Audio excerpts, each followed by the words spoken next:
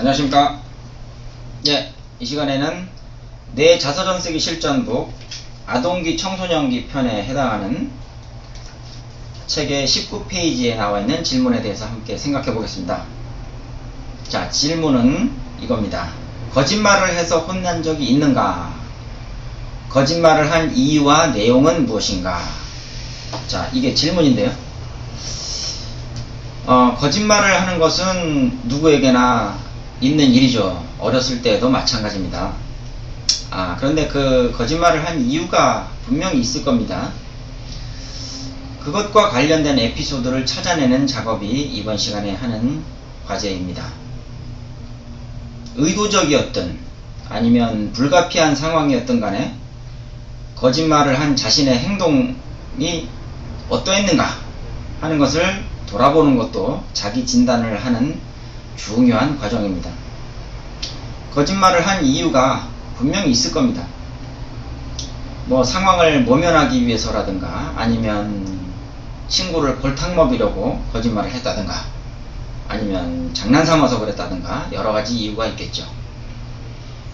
그리고 또 여기에서 조금 더 확장시켜서 생각해 볼 수도 있을 겁니다. 그렇게 행동해서 어른들에게 핀잔을 들었다든가 거짓말을 할 수도 있고 또 아니면 바보스럽게 행동을 해서 그럴 수도 있겠죠. 아니면 내가 한 행동에 대해서 그 행동 때문에 다른 사람들이 피해를 봤다든가 하는 그런 사건들도 있을 겁니다. 한번 찾아보는 거죠. 이렇게 자신의 내면 깊숙이 파고드는 성찰을 하는 것이 바로 자서전 쓰기입니다.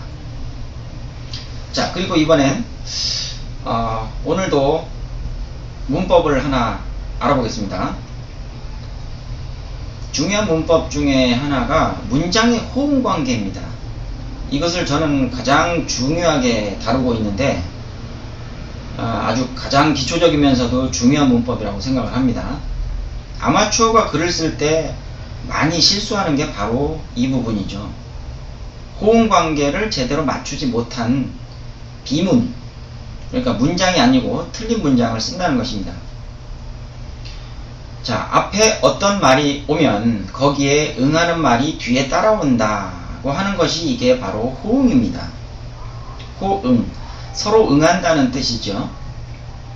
호응관계도 종류가 여러가지가 있습니다만 그 중에서 한 가지만 먼저 소개해 드린다면 부정의 호응입니다.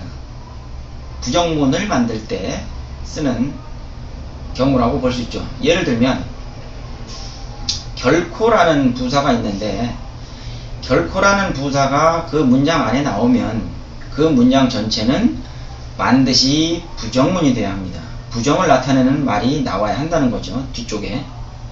다시 말해서 아니다, 없다, 모른다 이런 식으로 부정이 되어야 되는 겁니다.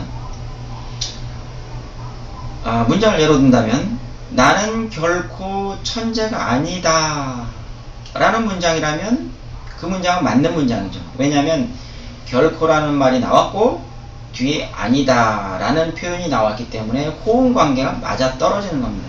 맞는 문장이죠. 그런데 나는 결코 천재다 라고 말한다면 이 결코라는 부사와 어울리지 않는 긍정이 나왔다는 것입니다. 그래서 긍정이 나오면 안 되는데 나왔기 때문에 틀린 문장이죠. 비문이라고 할 수 있습니다.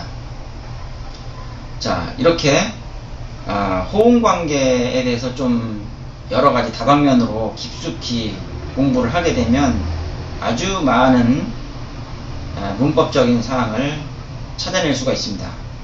그것이 아마추어에게는 매우 도움이 되고 그것을 잘 한다면 또 세련된 문장까지도 써낼 수가 있죠. 오늘은 여기까지 하고요. 다음 시간에 또 찾아뵙겠습니다. 감사합니다.